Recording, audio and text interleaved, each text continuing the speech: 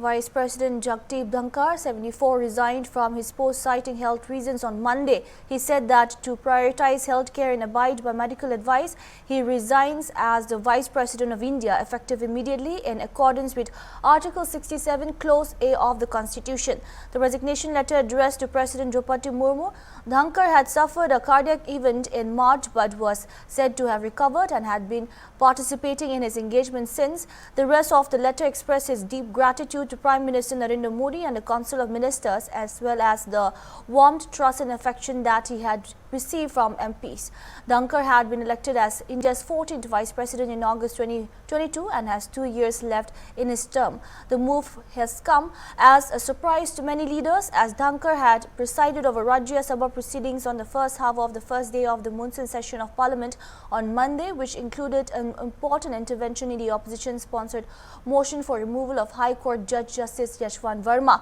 He did not return for the post-lunch session but spoke to MPs and floor leaders till evening. Over Dhankar's resignation, Congress leader Danesh Ali alleged that the reason behind his resignation does not seem to be due to health concerns.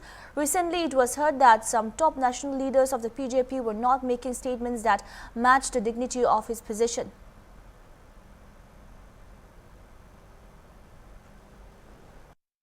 Dhankhar साहब के अच्छे स्वास्थ्य की कामना करते हैं, लेकिन जो इस्तीफा उनका आया है वो कहीं से नहीं लग रहा कि उन्होंने वो स्वास्थ्य के कारणों से चलते हुए थे, क्योंकि दिन भर वो सदन में थे। परसों का उनका कार्यक्रम जयपुर का है।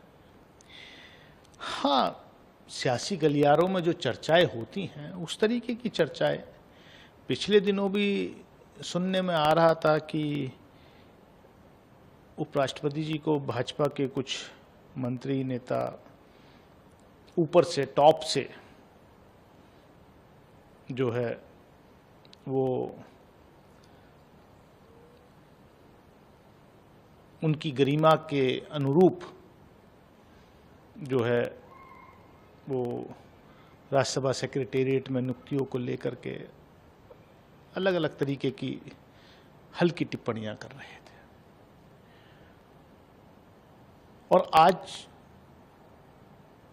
उपराष्ट्रपति जी ने जिस तरीके से सरकार के एक तरीके से खिलाफ जाकर के उन्होंने जो एक चेयर पे रहते हुए निर्णय देने की कोशिश की कि जब जस्टिस यादव का इम्पीचमेंट मोशन भी पेंडिंग है और जस्टिस वर्मा का भी, तो मैं दोनों के इम्पीचमेंट मोशन को मैं ये नहीं कर सकता कि जो पहले आया है उसको छोड़ दूं और दूसरा को पहले ले लूं।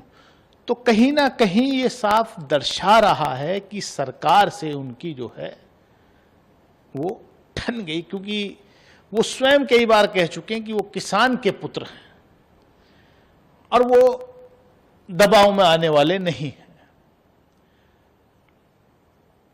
वो जो बोलते हैं वो बिल्कुल हमारे यहाँ जो है कहावत है कि अनपढ़ जाट पढ़े लिखे से भी पढ़ा लिखे से का बराबर और पढ़ा लिखा जाट खुदा बराबर।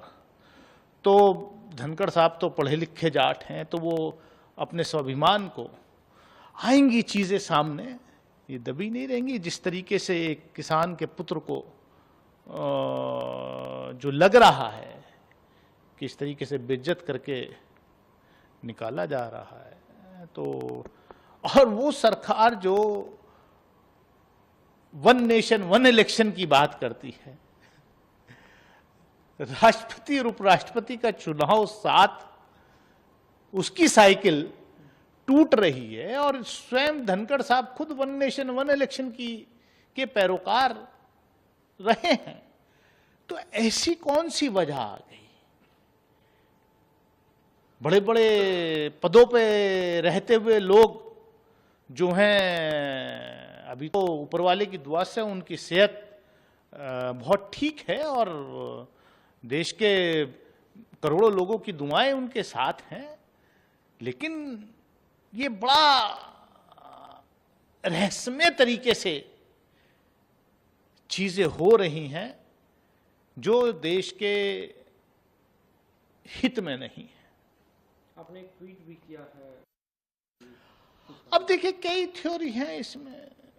कुछ लोग कह रहे हैं कि भाई ये मोदी जी के लिए संदेश है कि पहले धनखड़ साहब इस्तीफा देंगे 75 से होने से पहले, फिर मोहन भागवत खुद इस्तीफा देंगे कि मोदी जी आप भी, क्योंकि आपका ही बनाया हुआ ये अनडिक्लेयर्ड, जैसे अनडिक्लेयर्ड इमरजेंसी आपने देश में लगा रखी है, ऐसी अनडिक्लेयर्ड ये कानून आपने स्वयं भाजपा के नेताओं के ऊपर लागू किया कि देश में 75 साल से की उम्र के बाद रिटायरमेंट में जाना चाहिए। तो शायद अब अलग अलग तरीके से सियासी गलियारों में चर्चा है, लेकिन चीज़ें सामने आएंगी ऐसी हमें उम्मीद है। यूपी में भी बहुत कुछ चल रहा है, उत्तर प्रदेश में भी बहुत कुछ सुनने में आ रहा है। अब क्या होता है, इन्हें भाजपा का अध्यक्ष तो इतने दिन से मिला नहीं, अब जो है देश का उपराष्ट्रपति जो है खोजना पड़ेगा।